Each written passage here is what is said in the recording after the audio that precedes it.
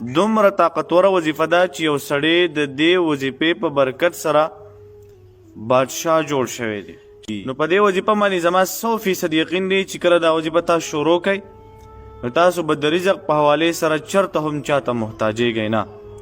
او د دې وظیفې زما له طرفه تاسو ټولو مسلمانانو ته اجازت دی، خو چې کله تاسو په وظیفه باندې ځان پوهه کړئ، ځکه چې ځان هم په وظیفه باندې پوهه کړی نه وي نو هغه وظیفه باندې به تاسو ته ثواب میلاویږي، اثر به نه کوي. خصوصا هغه کسانو ته زما اجازت دی چې دا ویډیو ورسره د ثواب په نیت باندې مخکې شیر کی، زما طرفه ورته خصوصي اجازت هم میلاو شي او ستاسو دپاره به دا صدقه جاریه هم وګرځولی شي.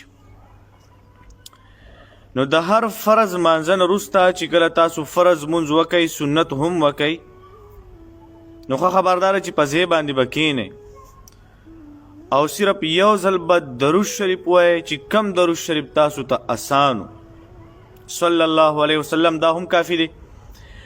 او بیا به لإیلاف قریش دا صورت شروع کوي، نو دا به وکرته ووایئ. او کله چې تاسو په دې صورت کې الذي اطعمهم من جوع وآمنهم من خوف ته ورسیږئ نو که ستا د رزق مسله وه دا به ذهن کې الله ته پیش کړي چې یا الله ته د سوره قریش په برکت سره زما د رزق مسلې حل کړي.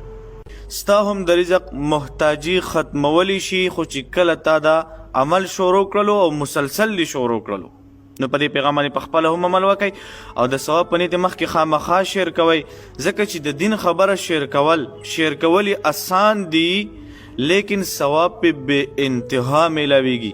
څومره ثواب چې په دې وظیفه باندې چې عمل وکړلو هغه ته میلاویږي، هغومره ثواب هغه چاته میلېږي چې دا ویډیو هغه ته شیر کړی وي. نو دا ویډیو سره د ثواب په نیت باندې مخکې شیر کوي.